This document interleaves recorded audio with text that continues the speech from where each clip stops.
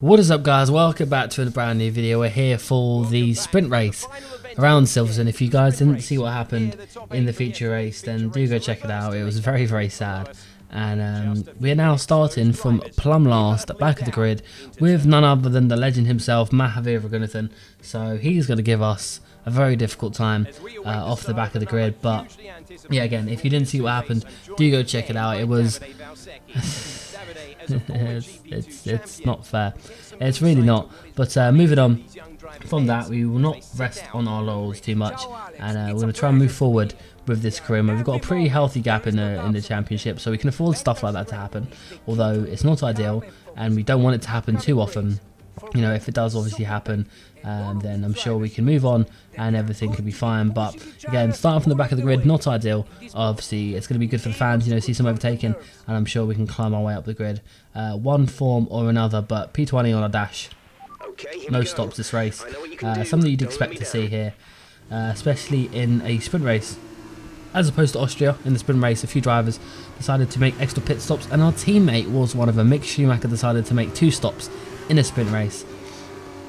No idea what was going on with his tyre strategy and why he decided to do that, but we will not judge Mick because we appreciate him as our teammate, and he's helping us win the constructors currently, so that's what the main goal is in terms of a team aspect. But we line up on our grid spot, the last car to pull in to his grid spot. The race is ready to get underway as soon as the 5 lights go out.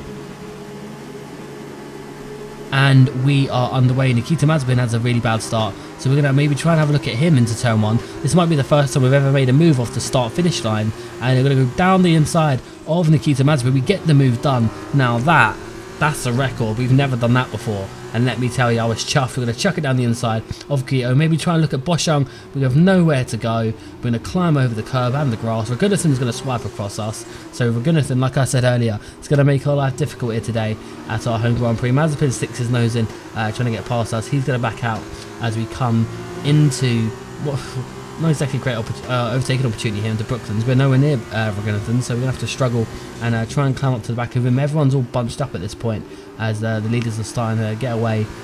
A little bit of a train forming here by, I believe, one of the MP Motorsport cars, probably Jordan King. It wouldn't surprise me if there was a train behind him.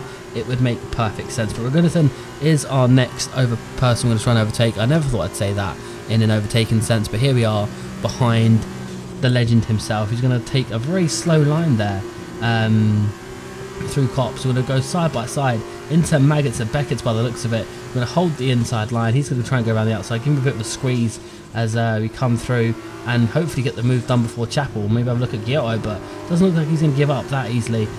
We do manage to get the move done, and Giotto is now the car ahead, but looks like he's a little bit closer than I'd probably like to admit.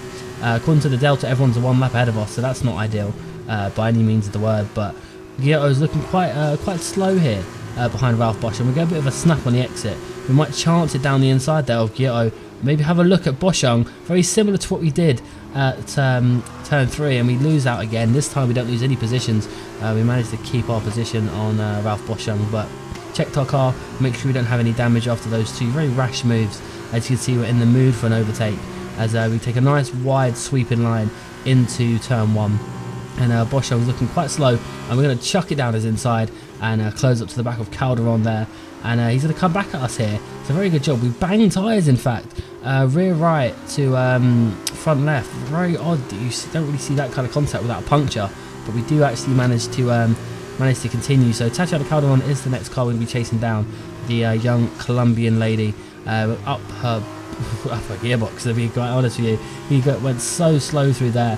Onto the hanger straight now. We haven't got any DRS, unfortunately. That will come next lap as she's going to try and pull a gap. We're going to swip to the inside and go underneath her as we close up to the back of Delatraz ever so slightly and our bid to try and get in the points. That's kind of what we'd like to do ideally. We take an aggressive line through turn 1, close up to Delatraz. Delatraz has got no answer. He actually kind of lets us through there, so thank you, Louis. Probably felt sorry for us given how bad our race went the day before. But Callum, our fellow compatriot, is the next driver on our list to overtake. Going through Maggots and Beckett's, he's been held up by Nick De Vries. The ALT driver's having a bit of a struggle. He's been in a good form recently, getting quite a few good points finishes, as is Callum Ilott. Callum Ilott did really strong at the beginning half of the season. He's starting to fade off a little bit, so Ilott will definitely be wanting to make up some points here It's going to be a triple slipstream with DRS. We're going to dive down the inside of Calamine and go a little bit wide on the exit of Stowe, but we managed to keep it on track and keep the position of him. And Nick De Vries is just ahead of us here. It's not really about to make a move into Vale. I don't think we're going to be able to make a move on the exit of the club either, to be fair with you. So we're going to see what we can do down the start-finish straight. We're closing up to the back of him ever so slightly. We might be able to make a move. He may have a problem. He's going incredibly slow. We're going to have a look around the outside of him. We'll have to go to the right-hand side, and we're stuck on him, and he's gone round, and he's gone through the board, and he's nearly hit us. And Correa's gone slow. Correa looks like he's got a problem. He's going to go around the outside of Correa. No, Correa's probably fixed whatever issue he had. I tell you what, it's a carbon copy of what happened in Monaco with Mick, where the AI just slowed down mid-corner. And yeah, it obviously spins around. Correa, like I said a second ago, had a problem. Then he fixed it, and now he's got a problem again. So yeah, he just pulls off. But a train started to form a bit towards the back of the grid behind Delatraz. So Delatraz didn't let us through. He had damage. So I'm starting to think maybe De Vries might have had damage, which is why he slowed mid-corner, which obviously prompted us to nudge him round. Guan Yu Zhou probably has damage as well, let's face it, to be fair. Everyone's got damage at this point. It's really easy to tell which drivers do and which drivers don't. We've got such a good line through there compared to we're on the back of Hubert with DRS Open, our teammate there in P8. So Mick's just in the points. It looks like we might take him out the points if he can't get the move done on Boccolacci, which he can't. So we sweep around the outside of Antoine Hubert, coming up to the back of our teammate Mick Schumacher. Hopefully he shouldn't fight us. He's going to cover the inside line. We're going to go down the inside regardless of his defence, climb all over the red sausage curb and get that move done. We squeeze Mick out there on the exit, but you know, no love lost between teammates. Boccolacci is the next car who is in our sights, coming through our favourite corner. This one on the formation like this time, but we do the same thing again. We caught it this time. We're a bit more prepared, a bit more wary of that corner on the exit. Mick does manage to get back past us, as you would probably expect, given our loss of rear end. But Boccolacci's obviously got on a bit of a gap to ourselves now, so we're going to try and pass Mick again relatively quickly, maybe, possibly, and move into Magnus Beckett right up his chuff as we're going to go left and then right again. It's just so tight through here. We know we've got a good exit through here, so we're going to maximise that, close up to the gearbox, open DRS, and that could have been a horrific crash between ourselves and Mick, but we managed to get the move done. Boccolacci is the next car ahead. Jordan King's quite a way up the road, so we're going to have to see if we can use every ounce we've got on these tyres to catch up to the man who essentially put us in the wall. It was probably another racing incident, but let's just say for argument's sake he did.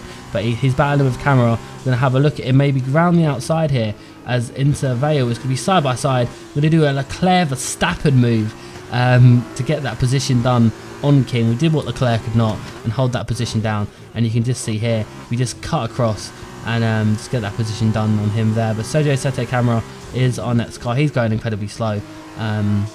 This end stage of the race, you can see we're starting to lose a bit of grip. We're sideways on the exit, and there goes Jordan King. So that really rash move we made on him didn't stick, so we're going to have to go again on Jordan King. And I don't think we're going to get Sette Camara, but you can bet your mortgage we're going to get past Jordan King here. So we close up to the back of him all the way around this really long sweeping right hander, and we're going to have to make another move into Vale, possibly on the exit club if we have to. We're going to go side by side into the braking zone. We go incredibly deep. We've got to bang tyres again and actually give him a war up, an absolute whack out of the way as we secure that position. You can see we're not celebrating. We're obviously not very happy. It's all with a P6, a DNF and a P6, our home Grand Prix. That's not what we wanted. We wanted a lot better than that. Driver of the day though, I'll take that, that's for sure. But definitely not something I would have wanted, if that makes sense, you know. It's what can you say? It's difficult. Giuliano Alesi ends up winning this race, so good result for Giuliano Alesi. And I don't think the Alesi's even had a podium so far this season to win a race. That's phenomenal from him. Well done to the Trident team, and they definitely haven't had a podium. So it's weird at one end, other end's good. You can see us climbing out of a car, P6. Yeah, our body language says, oh, we're not happy. We're very disappointed with how this weekend's gone. But on the podium, you can see Alesi is celebrating. We got Matt Gallagher presenting a trophy, so that's very nice. Nobuharu on the podium. And we've also got a Renault Junior driver on the right hand side. I'm not sure if that's Schubert or Aitken. We're not going to get a chance to see because they're now off the screen. Given the flag, I would hazard a guess it is Jack Aitken once again. So he's got the most podiums by far. So he's tied with us on 6 podiums this season. So Aitken really is a contender at this point. It was quite a way behind in terms of points at this stage. But you never know. He could have a few good races here and there.